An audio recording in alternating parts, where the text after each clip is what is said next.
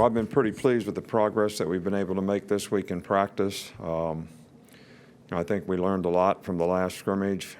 Guys have had a pretty good attitude about doing the things they need to do to try to improve. I think we have more players that are getting a little closer to maybe being able to contribute in some area of the team, which will be certainly needed. We need more guys that can play winning football. This is usually a tough transition week when school started, like yesterday, and a lot of distractions, but I really was pleased with the way the players just responded, and we've had a couple of our best work days in the last 2 days, and we start on our first opponent a little bit today, and the message is how you're going to respond to a team that has bad intentions for what they want to do against you and what you want to accomplish yourself. And, this team has to be focused on the identity that they want to create for themselves in terms of how they play, how they go out and execute. And I think the whole idea is, to be able to go play smart. More games are lost on mental errors and stupid mistakes probably than anything, especially on openers. And that's certainly something that we're going to work hard to try to, eliminate. So, we don't have anything new to report on the injury front. Najee Harris has been doing dry land running. He'll do drills tomorrow for the first time at his position. So he's making good progress, but, we'd still have to say he's day-to-day. With these kinds of things, just got to see how he responds and see if he has any kind of setback. Okay, Coach, we'll start on the right with Ben. We've seen Rashad Johnson out there at practice this week. I was wondering what it's like to have him back and where he might help you all out. Well, Rashad is a guy that I've always had a tremendous amount of respect for. He was a great player here, a guy that was a walk-on that earned a scholarship and became a star player, and because he's smart, really understands the game. Had a great pro career. Certainly has the right stuff as a person, great character. So he had talked to me, earlier in the year about the possibility of, being a coach or having a role in the program, and we had an opening, right before the season started. He was already with the Giants as an intern, just for camp. So he completed that until the 15th and then came and joined us. And I just think he's a really, really good young guy to be trying to develop as a coach. He has a lot of experience, not only in our system, but in other systems that he's played in. So, that input can be of great benefit to us. Go on the left, Michael. Yes, just given everything that happened with Ohio State, with Urban Meyer, what kind of safeguards do you guys have in place to make sure something like that doesn't happen at Alabama? Well, I think our administration does a great job. I mean, we do things like, we have a meeting with compliance every week. We have a reporting protocol that if we have anything at all that happens, what the lines of reporting are, how it gets documented. I've been really pleased with the system that we have here in place. These are things that, as a head coach, you're responsible for. Sometimes are difficult to control, but even when you can't control them and you know about them, you certainly should report them so that they don't become a bigger issue in the program. And that's something that I've always felt really comfortable with our people here in terms of the way they manage it. We have a tremendous amount of compassion for and empathy for anybody who is involved in any kind of abusive behavior, whether it's domestic violence or anything else. And certainly we want the people in our organization to feel comfortable and confident that they're going to be protected in every way possible. And all of our people in our organization know they have a responsibility and obligation to make good choices and decisions, do what's right, respect the people that they work with, and respect people in the community so that we don't have issues. But if we do, I'm very comfortable with the reporting line that we have in place. Back over to Charlotte.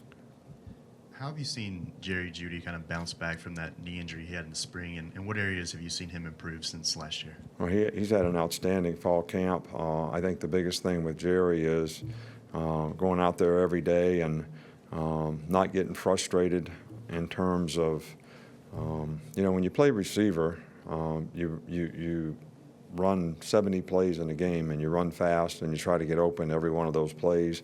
We all pass plays, but whether it's blocking or whatever it is, and maybe you get the ball on a big day 5 times, and sometimes you're open and you think you should get the ball, but it's being able to understand that you're creating value for yourself every time you beat the DB. I mean, he knows he got beat whether you got the ball or not. And to build on that and play fast and be consistent, I think is the thing that he's improved dramatically on. And it's just a matter of maturity and understanding. And he's had a great fall camp, I think, because of it, and been very productive. Stay over here on the right with Tony. After 2 scrimmages, what have you seen from Austin Jones at kicker, and what's his range, if you know it at all? Well, I do know it, but I'm not sure I'm interested in telling you. But I call Louisville special teams coach and let him know if you'd like for me to. I don't know the guy personally, but I'd be glad to give him the information if you think that'd be beneficial to helping our team. He's done a good job. He's a very consistent kicker. He's done well in the scrimmages. Joe has improved dramatically as well, I think, in terms of his consistency. So I think that I feel pretty good about those 2 guys and their ability to do a good job for us in the field goal. And I also think that they can share a role in kickoff as well. Go to Christopher. We got 2. Chris Walsh. We got 2 more. You've talked in years past about at the end of camp you have a meeting where you kind of decide on these are the guys we're going to focus on this year. How did that go this year? Was it any different between having the new coaches and the way the roster lines up? Well, I think that it's a little different this year because, with the new redshirt rule, you got to figure out who you're going to coach and who you're going to try to develop. But you certainly don't have to worry about we can't play this guy for 1 play in the game because something would happen in a negative way relative to his year of eligibility. So we're continuing to try to develop more players, on our roster and make those decisions a little later. Rather than having to decide right now what category a guy fits into. We obviously have some guys that are freshmen that probably need to be redshirted. It would help their development and maturity. We have some other guys that probably are not ready to play right now, but if we continue to coach them at some point in time in the season, they probably would be ready to play. And then I think we have some other guys that are in a position that we need for them to develop so they can provide some depth on our team. So whatever category they fit into right now, we've still been trying to coach them all. We'll finish here in the middle with Alex. Nick, kind of a 2-part question. In your experience, what's the biggest area of growth that you see in second-year players? And I guess what are you on the lookout for as far as like that, any growing pains with some of those kind of guys you're going to depend on this year? Well, I think every guy's a little bit different, and I think every guy's background and circumstance is a little bit different in terms of what their role has been on the team. How much experience they got last year, how much they got to play.